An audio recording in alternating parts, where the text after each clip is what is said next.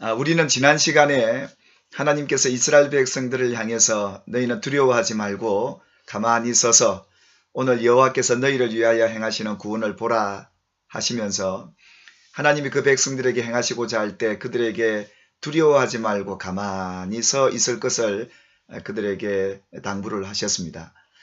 그들이 할 수 있는 일은 그저 절망하지 말고 또 입술로 범죄하지 말고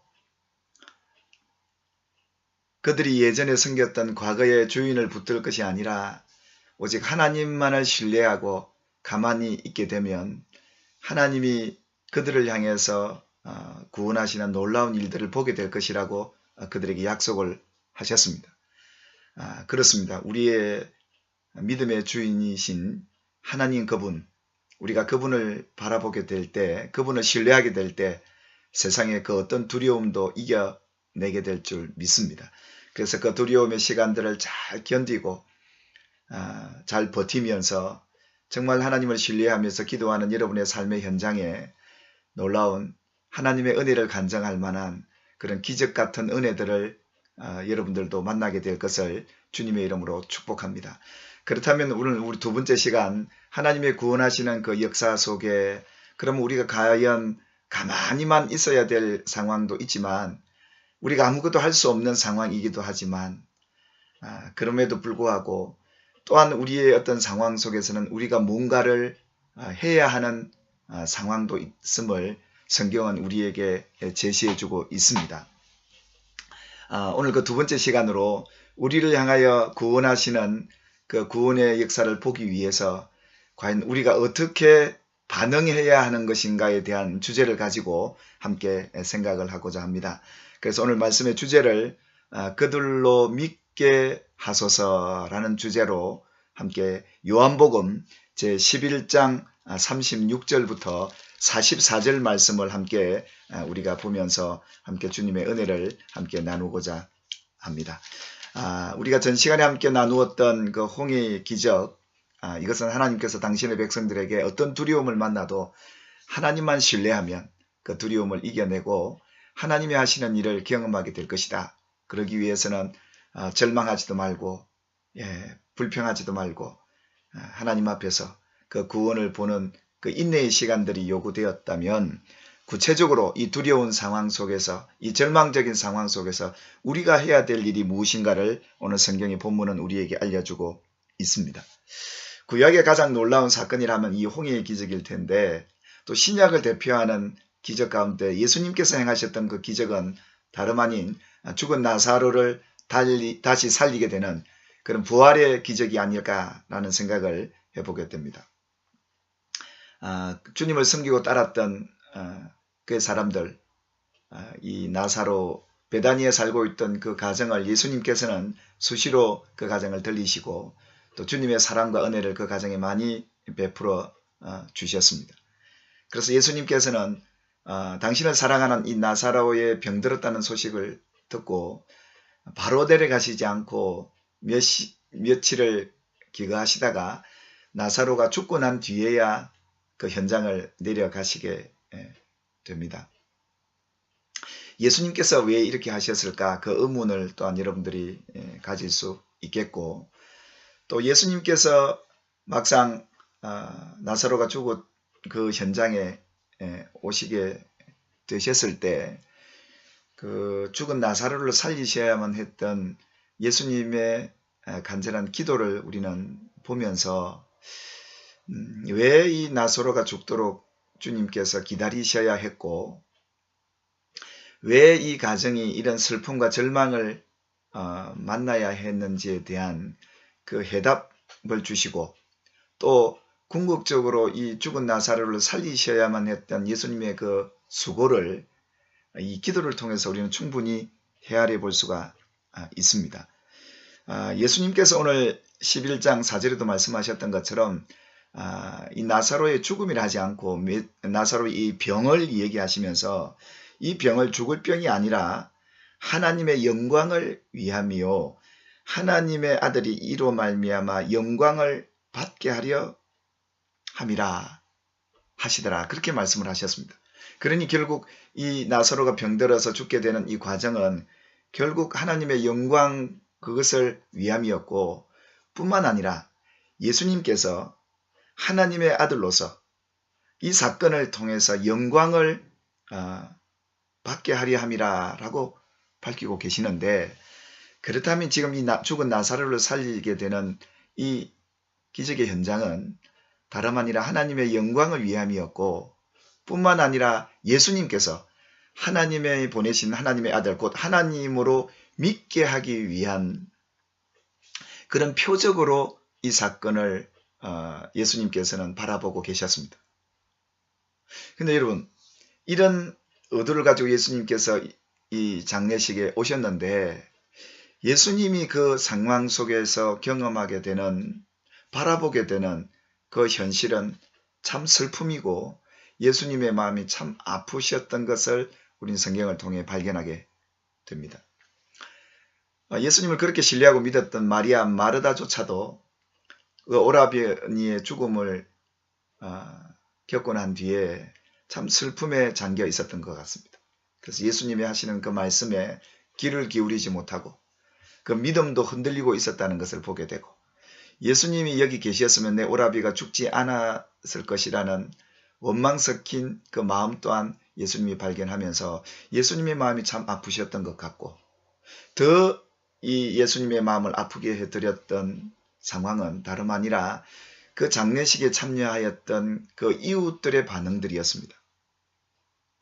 그 반응은 다름이 아니라 예수님이 그렇게 사랑하셨던 이 나사로를 죽지 않게 해줄 수는 없었을까? 왜 이런 슬픔과 절망을, 이 죽음을 맞게 하셨을까에 대한 의문과 함께 예수님에 대한 믿음의 의심을 갖게 하는 그런 장면이었습니다. 그래서 예수님은 속으로 비통히 여기면서 정말 이 상황을 참 예수님이 어떻게 해야 하면 좋을까 하는 그런 마음도 가졌을 겁니다. 당신께서 이 땅에 오시고 이 나사로를 통해서 하나님의 영광을 받으셔야 함에도 불구하고, 그리고 예수님을 믿게 하기 위한 이 사건이 과연 예수님에게 있어서만큼은 이런 상황과는 상관없이 그냥 살려내시면 되는데, 예수님께서 하나님 앞에 기도하는 그 기도의 내용을 우리가 보게 되면 좀 사뭇 우리가 생각했던 것과는 좀 다른 반응을 예수님께서 하고 계시다는 것을 우리는 보게 됩니다. 예수님께서 오늘 44절에 예수께서 외쳐 이르시되 나를 믿는 자는 나를 믿는 것이 아니요 나를 보내신 이를 믿는 것이며 라고 되어 있고, 나를 보는 자는 나를 보내신 이를 보는 것이니라 라고 했습니다. 예수님 당신은 지금 자신을 믿게 하기 위함이 아닌 하나님을 믿게 하고, 또 자기를 보고 있는 이들을 통해서 하나님을 보게 하시기 위해서 예수님은 이 땅에 오신 겁니다. 그 예수님이 지금 이 땅에서 이 행하는 기적들이 예수님이 행하시는 기적이 아니라 하나님이 행하시는 기적으로 그들로 믿게 하시기 위해서는 예수님 당신이 영광 받으시면 안 됩니다. 여러분 이해가 가시죠? 오늘 예수님은 이 믿지 못하고 있는 이 무리들과 또 믿음은 있지만 그 믿음이 확신치 않는 이 마르다와 마리아를 바라보면서 안타까워하고 마음이 아파하고 우시면서 비통히 여기시기까지 하시게 된 그 이유는 예수님 당신을 통해서 하나님을 보지 못하고 있는 이 안타까운 마음을 예수님은 이렇게 표현했던 겁니다. 그러면서 예수님께서 기도하시기를, 이 부활의 사건을 통해서 예수님께서 기도하시기를 42절에 그렇게 기도하고 있습니다. 항상 내 말을 들으시는 줄을 내가 알았나이다. 그러나 이 말씀하옵는 것은 둘러선 무리를 위함이니 곧 아버지께서 나를 보내신 것을 그들로 믿게 하려 함이니라.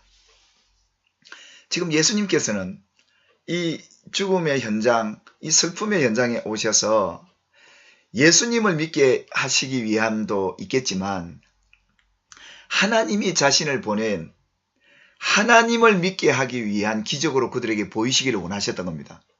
그러니 이 부활의 사건은 도리어 예수님이 십자가에 못 박게 되는 도리어 그 고난의 시간을 더 앞당기고 그 시간을 오히려 더 합하도록 만들기 위한 사건이었습니다. 그래서 나사로를 다시 살리고 난 뒤에 이 종교 지도자들이 예수님을 잡아 죽이려고 안달을 못합니다. 그리고 나사로까지 죽이려 합니다. 왜 이런 현상을 보게 됐냐면 예수님이 하나님이 보내셨다라는 이런 소문이 들려올까봐 이것을 막기 위해서 종교 지도자들은 오히려 예수님이 이 사건을 버리기만을 바랬던 것 같습니다. 예. 그리고 예수님은 이 부활의 사건을 보이지 않으셔도 될 상황인데 그 보이셔야만 했던 이유는 또 예수님의 기도 속에서 충분히 우리가 알 수 있는 것은 하나님이 영광 받으셔야 되는데, 그리고 더 중요했던 것은 하나님께서 예수를 보낸 분이라는 것을 믿게 하기 위함, 이것을 놓고 기도하셨던 겁니다. 그 도구로 나사로를 살려달라고 예수님께서 하나님 아버지 앞에 기도하고 있는 모습, 여러분 예수님이 능력이 없으셔서 그러셨을까요? 죽은 자 살릴 수 있는 능력도 예수님에게 있습니다. 그런데 왜 그분이 이렇게 기도하고 계시는 걸까요? 네, 바로 그 이유는 예수님 당신이 영광 받으심이 아닌 하나님이 영광 받으셔야 하고, 또 이 백성들이 나를 통해 하나님을 믿어야 되는데 도리어 나 때문에 하나님을 믿지 못하는 이런 불신의 상황이 벌어지고 있는 이 상황을 예수님이 목격하시고 속으로 비통히 여기시고 안타까워하시는 그 모습을 보고 있었던 겁니다. 주님은 뭔가를 역사하고 싶으신데도 이 백성들이 믿지 않고 있는 이 상황을 두고 참 예수님이 비통히 여기시고 있는 것이죠. 그러면서 그 무덤 앞에서 예수님께서 돌문을 옮겨 놓으라고 그들에게 요구를 하십니다. 그러니 마르다가 이 이야기를 듣고 뭐라고 예수님에게 반응하십니까? 네, 예수님, 내 오라비가 죽은 지 나흘이나 됩니다. 이 말은 무슨 말입니까? 끝났다는 것이겠죠. 이제는 의미 없다는 것이겠죠. 이제는 우리 오라버니가 죽은 지 나흘이나 되고 썩어서 냄새가 나기에 예수님 왜 이 돌문을 열으라고 하십니까? 열 필요가 없다라는 그런 전제가 깔려있는 반응 아니겠습니까? 그 예수님께서 뭐라고 마르다게 얘기합니까? 내 말이 네가 믿으면 하나님의 영광을 보리라 하지 않더냐? 라고 예수님께서 말씀을 하십니다. 여러분, 그들의 믿는 믿음을 어떻게 보여야 했습니까? 돌문을 옮겨 놓아야 믿는 것으로 간주하시겠다는 예수님의 말씀 아니었겠습니까? 내 말을 믿으면 하나님의 영광을 보리라 하지 아니하느냐? 나는 부활이요 생명이니 나를 믿는 자는 죽어도 살겠고 무릇 살아서 나를 믿는 자는 영원히 죽지 아니하리니 이것을 네가 믿느냐라고 그 앞에 대화 속에 예수님께서 이 마르다에게 얘기를 해드렸습니다. 그렇습니다.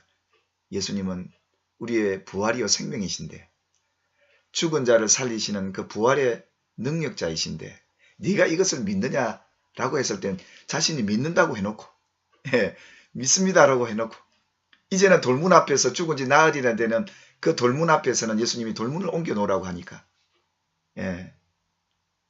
한마디로 말하면 좀 예수님의 원망스럽기도 하지만 이거 의미가 없지 않습니까? 그리고 주위에 바라보는 사람들이 야 예수 믿어도 별 수 없구나. 생명의 수완이 돼서 죽는 게 아니라 이렇게도 일찍도 죽는구나.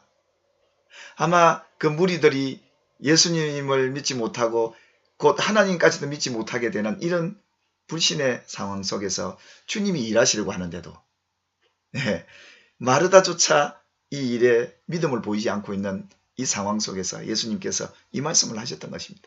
네가 믿으면 하나님의 영광을 보리라 하지 아니하였느냐. 그러면서 예수님께서 하나님 아버지 앞에 기도를 올리는데 지금 이 죽은 나사로를 살려야 될 이유는 이거 꼭 살리고 살리지 않는다고 해서 예수님이 부활의 주님이 아니십니까? 그건 아닙니다. 예수님은 지금 자기 수고를 여기서 예루살렘에 올라가서 고난받고 죽으셔야 할 그 영광이 기다리고 있는데 예수님이 죽으시고 부활하셔야 진정한 예수님을 믿게 될 텐데 이 나사로를 살릴 필요도 없는 이 상황에서 살려야만 되는 이유가 다름 아니라 하나님이 보내신 예수를 불신하고 곧 예수를 불신하게 되면 하나님까지도 불신할 수 있는 이 무리들을 위해서라도 나사로를 살려야만 했던 겁니다. 이것이 하나님 아버지의 마음이었고 예수님이 아버지 앞에 기도하는 기도의 가장 중요한 중심이 여기 있습니다. 우리는 어떤 기적을 보여달라고 기도할 수는 있습니다. 그러나 이 기적 없이도 주님은 우리 주님이시고 부활의 주님이시고 하나님이 보내신 하나님의 아들이심을 믿을 수만 있다면 참 좋겠지만 이 기적을 보이시면서까지 나타내시면서까지 수고하셔야 될 이유는 다름 아니라 오늘 예수님의 기도 속에서도 충분히 헤아릴 수 있는 것은 그러나 이 말씀하옵는 것은 둘러선 무리를 위함이니 곧 아버지께서 나를 보내신 것을 그들로 믿게 하려 함이니이다.